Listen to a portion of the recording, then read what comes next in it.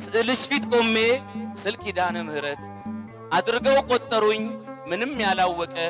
መዳን እንደማይችል ተስፋው እንዳለቀ በእመቤቴ ምልጃ ልቤ በማመኑ ተገልጧል በኔ ላይ የእግዚአብሔር ማዳኑ ገልጬም አነበው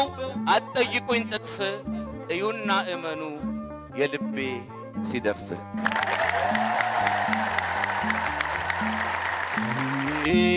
ታምኜ ባንቺ አማላጅነት ስዕልሽ ፊት ቆሜ ስል ኪዳነ ምህረት አድርገው ቆጠሩኝ ምንም ያላወቀ መዳን እንደማይችል ተስፋው እንዳለቀ አምኜ